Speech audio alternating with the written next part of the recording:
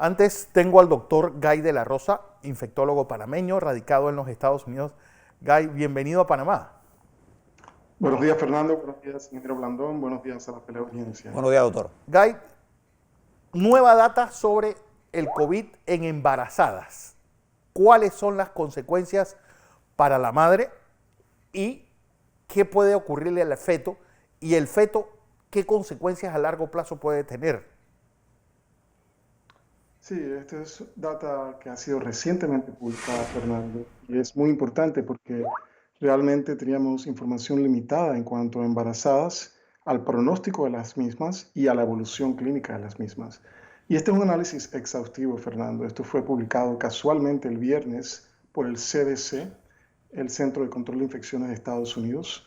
Esto es un artículo publicado, acceso público, en la revista o en el reporte semanal de mortalidad y morbilidad del CDC, que se denomina MMWR, las siglas en inglés. Y se trata de un análisis donde ellos identificaron 91.412 pacientes, todas con diagnóstico de COVID-19, en edad reproductiva, es decir, entre los 15 y los 44 años de edad. Recordemos, son 91.412 pacientes femeninas, todas con diagnóstico de COVID-19. De estas, el 9%, Fernando, es decir, 8.207 son embarazadas y el restante, que eran 83.205, son pacientes no embarazadas. Nuevamente, todas con diagnóstico de COVID-19. Y existen dos hallazgos importantes como parte de este estudio. El primero de ellos es que, a pesar de que la tos y la dificultad respiratoria fueron similares en frecuencia en cuanto a la presentación clínica, sí hubo diferencias en cuanto a otras manifestaciones clínicas. La fiebre, el dolor muscular, el dolor de cabeza y la diarrea fueron esencialmente menos frecuentemente observadas en las pacientes embarazadas. El otro punto es en cuanto a la evolución y la severidad de la infección, en este caso por el SARS-CoV-2 o la enfermedad por COVID-19. Las pacientes embarazadas tuvieron un incremento en la probabilidad de hospitalización de 5.4 veces más comparativamente con las pacientes no embarazadas. Interesantemente, Fernando, el riesgo de admisión a una unidad de cuidados intensivos fue de 1.5 veces más en las embarazadas comparativamente a las no embarazadas. Y cuando observamos el riesgo a requerir ventilación mecánica, fue de 1.7 veces más en las embarazadas comparativamente con las pacientes no embarazadas. Entonces, en conclusión, este estudio lo que nos indica es que las pacientes embarazadas tienen un incremento en cuanto al riesgo de requerir admisión a una unidad de cuidados intensivos, como también a recibir ventilación mecánica.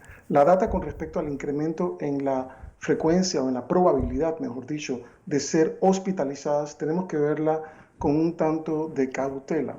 Es cierto que el análisis indica que el riesgo o la probabilidad de hospitalización fue de 5.4 veces más en las embarazadas comparativamente a las no embarazadas. Sin embargo, el CDC no tenía la información suficiente para dilucidar si estas admisiones eran por razones relacionadas al COVID-19 o por razones obstétricas. Entonces, también existe la posibilidad de que los médicos tratantes de estas pacientes embarazadas tuviesen un umbral menor para admitirlas al hospital por el simple hecho de que tuviesen un diagnóstico de COVID-19 y obviamente el embarazo. Así que la data en cuanto a hospitalización y el incremento en la probabilidad de ser hospitalizadas debemos verlo con cautela. Sin embargo, la data en cuanto a admisión a una unidad de cuidados intensivos y a requerimiento de ventilación mecánica, esta data pienso que es mucho más sólida, tiene que ser comunicada, tiene que ser adicionada en cuanto a los planes de comunicación a la población para de esta manera educar a la población. El último punto al respecto, Fernando, es he conversado con colegas que son ginecobstetras y me comentan el alto porcentaje de pacientes embarazadas que no están llegando a sus controles prenatales. Y esto es preocupante porque obviamente el control prenatal es importante tanto para la madre como para el feto. Así que un llamado de alerta a las autoridades de salud para que esta información nuevamente sea colocada dentro de un marco de ejecución y de comunicación a la población para educación. Guy, tu opinión como infectólogo de la situación que estamos viviendo en Panamá. Hemos entrado en una dinámica de casi de 1000 casos diarios hemos doblado los infectados en UCI y en camas de hospital con una estructura hospitalaria que está a punto de colapsar. Es decir, ¿qué se hizo mal y qué se debe hacer de ahora en adelante para que no lleguemos a ese colapso? Sí. Realmente yo pienso que los errores que se cometieron pues son bien conocidos, son cosas que hemos platicado en Next TV en múltiples ocasiones. Hubo fallas en cuanto al número de pruebas que se hicieron inicialmente, hubo fallas en cuanto a la identificación de los asintomáticos, hubo fallas con respecto a la calidad y a la sistematización en cuanto a la identificación de los casos, el aislamiento de los mismos y el trazamiento de los contactos. Y yo pienso que esto contribuyó enormemente. También tenemos el factor de conducta humana. Yo pienso que este fue un factor muy importante, pero realmente pienso que tenemos que ver la situación actual. Los errores que se cometieron creo que son conocidos por todos. En este momento estamos viviendo una situación crítica en Panamá desde el punto de vista sanitario, desde el punto de vista social, desde el punto de vista político, y las consecuencias económicas van a ser cuantiosas mientras más se prolongue esta situación. Quiero utilizar los siguientes minutos, Fernando, para dar mi perspectiva personal en cuanto a qué se debe hacer. Y estas son una serie de ideas que voy a ofrecer tanto a las autoridades de salud como también a los políticos, como también a la sociedad. Y nuevamente reflejan simplemente mi opinión al respecto. Lo voy a básicamente dividir en áreas. Primero la parte diagnóstica, posteriormente vamos a la parte comunitaria, posteriormente vamos a la parte institucional y quiero terminar con respecto a lo que es personal de salud. Con respecto a la parte diagnóstica, esto es algo que yo he enfatizado desde la primera entrevista en Next TV, se requiere la descentralización del sistema de diagnóstico. Panamá ha hecho avances importantes, creo que realmente esto es un punto positivo en cuanto a lo que se ha hecho en Panamá, pero todavía queda trabajo por hacer. Estas máquinas de PCRs tienen que incrementarse en cuanto a los puntos estratégicos donde van a ser colocadas, junto con el adiestramiento del personal, los insumos reactivos, etc. Número 2, una idea nueva, que es lo que se llama el pool testing, o lo que es análisis agrupado. Lo que se utiliza en análisis agrupado para pruebas de PCR es realmente tomar un grupo de pacientes y agrupar estas pruebas para de esta manera hacer una sola prueba de PCR. Si la prueba de PCR sale positiva, entonces a este grupo se le realizan los análisis individualizados, pool testing o análisis agrupado. Paso a dar un ejemplo. Tienes 100 personas a las cuales tienes que hacerle un PCR. Lo que haces entonces es dividir a estas 100 personas en grupos de 20 personas y realizas un PCR que realmente esté tomando muestras de cada uno de estos 20 individuos. 5 grupos de 20, 100 personas que tenemos que evaluar con PCR. En el caso hipotético que tengas las primeras 4 pruebas negativas, esto te descarta 80 pacientes. ¿Okay? Y lo que tienes son, vamos a decir, el último grupo de 20 pruebas, de 20 personas, que le haces una prueba agrupada, vamos a decir que sale positiva, entonces en ese caso pasas y procedes a realizar una prueba de PCR a cada uno de estos individuos. Y esto se hace con muestras, no tienes que traer a los individuos nuevamente, esto se hace con muestras que ya están obviamente, que las tienen en el laboratorio, no se requiere de la persona que regrese nuevamente. Entonces lo que haces es reducir el número de pruebas y en vez de hacer 100 pruebas, lo que estás haciendo son en realidad aproximadamente 25 pruebas basadas en el ejemplo que da. Esto reduce el número de pruebas, las cuales son costosas, y minimiza el impacto económico en cuanto a la realización de miles de pruebas diarias. Así que un punto importante, esto no es ciencia ficción. La semana pasada en la revista JAMA salió publicado un artículo en donde ellos hacen un modelo matemático para establecer cuál es el número de grupo ideal, y el número es 13. Yo utilicé 20 simplemente como un ejemplo, pero el número ideal, de acuerdo con este estudio, es 13, y esto ya se está evaluando como una posibilidad para reducir costos en Estados Unidos y maximizar la eficiencia del sistema de diagnóstico.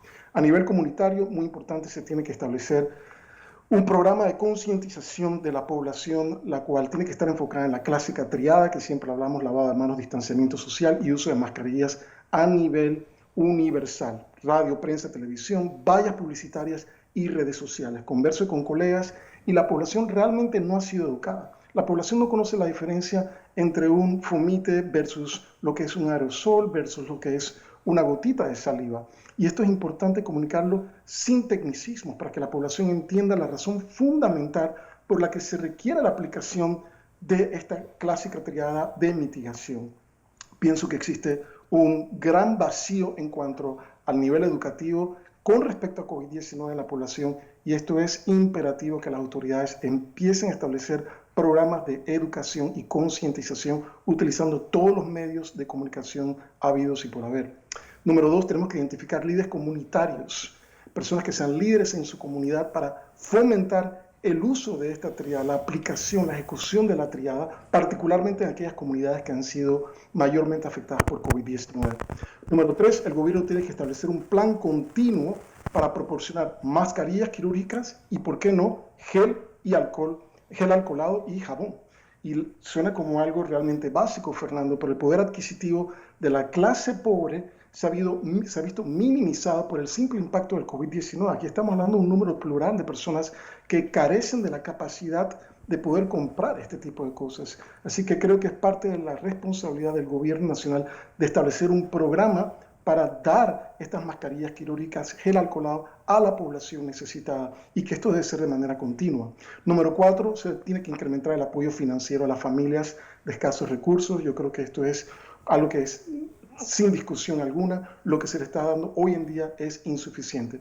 Desde el punto de vista institucional, se requiere establecer un grupo multidisciplinario para que se establezca un plan estratégico nacional que identifique las áreas más críticas que requieren ser atendidas de manera inmediata. Somos un país pequeño, Fernando, tenemos recursos limitados. No podemos esperar que como país pequeño vamos a poder identificar y atacar cada uno de los problemas que tenemos. Es cuestión de identificación, establecer las prioridades y accionar, ejecutar un plan, que requiere obviamente un equipo multidisciplinario. Número 2, tenemos que asegurar la continuidad de los servicios públicos de suministro de agua. Durante el periodo de cuarentena se ha perdido agua en ciertas áreas de la ciudad y es imposible que establezcamos el lavado de manos y la higiene necesaria si este tipo de situaciones ocurre en la ciudad de Panamá y en el país. Número 3, tenemos que acelerar el proceso de compra de medicamentos, insumos, reactivos, ventiladores mecánicos y equipo de protección personal. Yo pienso que esto es realmente importante porque aquí vamos a estar en una situación donde vamos a estar lidiando con esta pandemia por meses. Esto no se va a solucionar en cuestión de días. Y el número de casos, como hemos visto, se está incrementando. Así que se hace realmente imperativo que el gobierno establezca un plan para que este suministro sea de manera continua y no ocurran gaps en cuanto al suministro.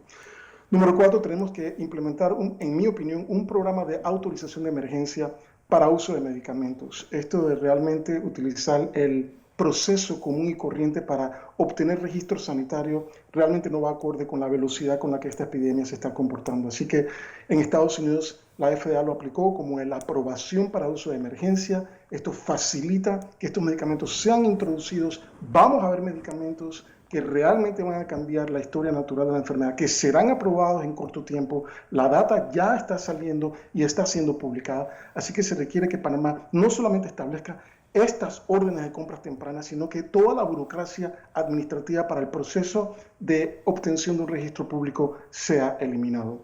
El otro punto es, con el incremento en el número de casos de COVID-19, tenemos que asegurarnos que el sistema tenga la capacidad en cuanto a recursos humanos. Entiendo que se está conversando con respecto a incrementar el número de camas del complejo hospitalario metropolitano.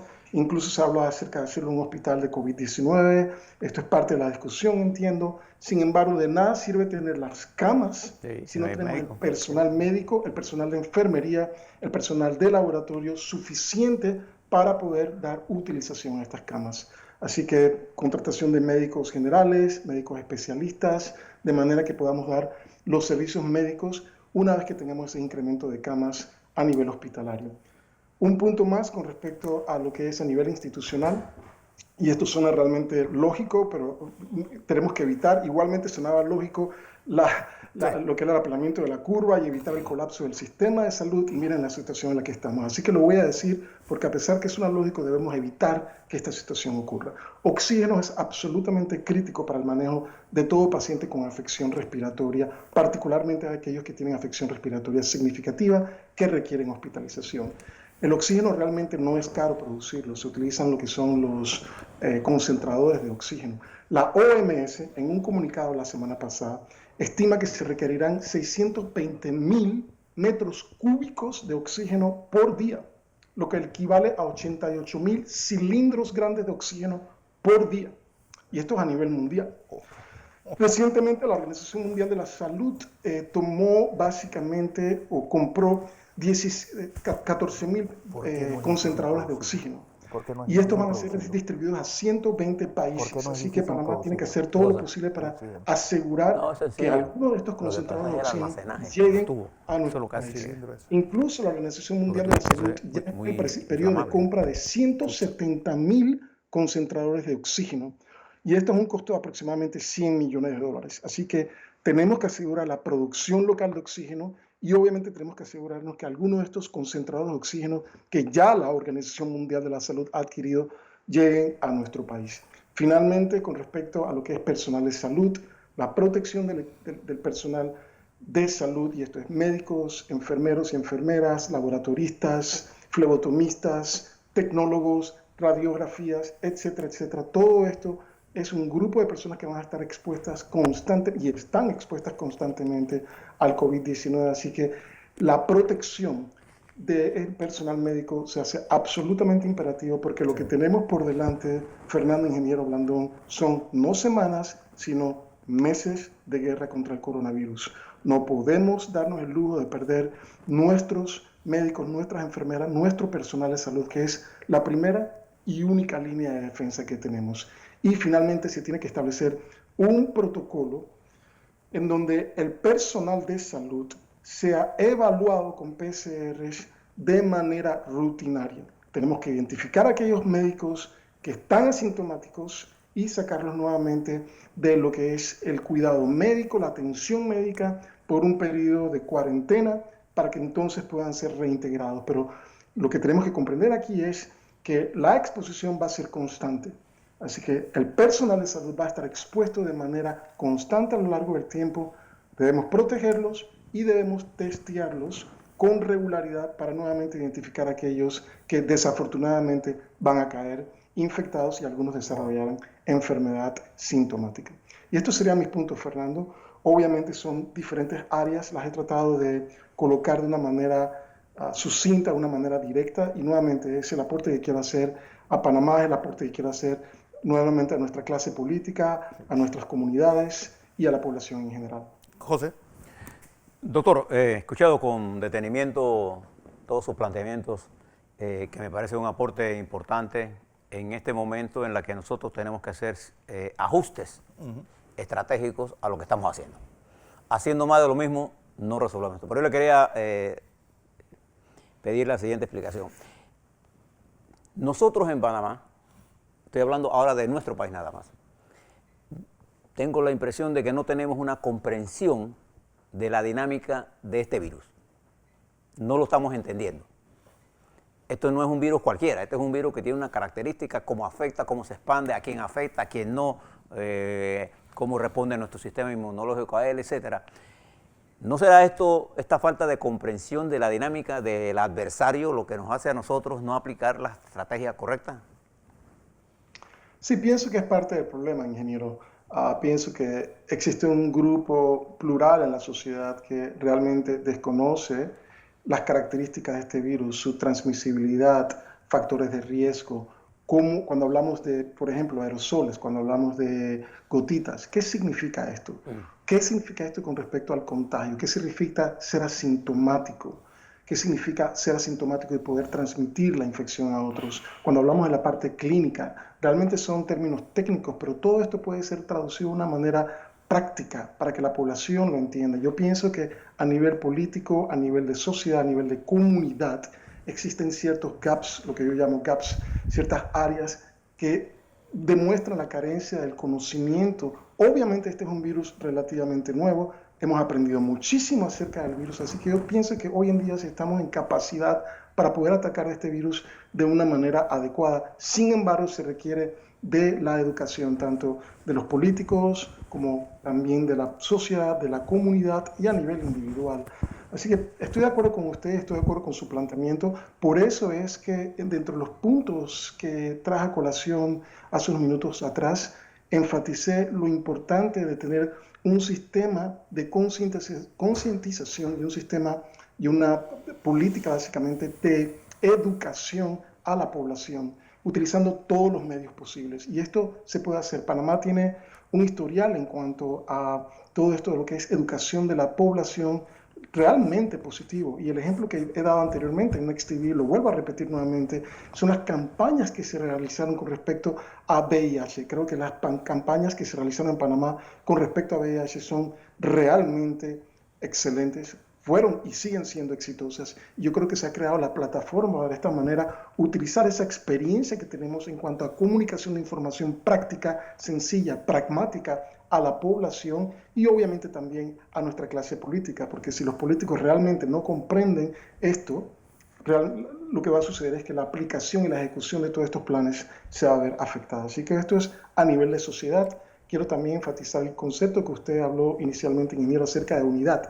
Debemos establecer cuáles son los objetivos. Y casualmente esto es lo que comuniqué anteriormente. Somos un país con recursos limitados. Por lo tanto, tenemos que establecer cuáles son nuestras prioridades, cuáles son aquellas áreas que podemos ejecutar considerando nuestros limitados recursos para de esta manera cambiar el curso de esta pandemia que hoy en día está cobrando la vida de muchos panameños y esto se debió haber evitado. Así que comparto su opinión en este aspecto, ingeniero. Pienso que debemos enfocarnos no en lo que se hizo mal, yo creo que esto ya todos lo hemos reconocido, pero debemos entonces aplicar los conceptos para qué debemos hacer hoy en día para cambiar el curso. Porque esta batalla no es una batalla de días, esto no es una batalla de semanas, esto es una batalla de meses. Guy de la Rosa, como siempre un placer escucharte, infectólogo panameño radicado en Estados Unidos.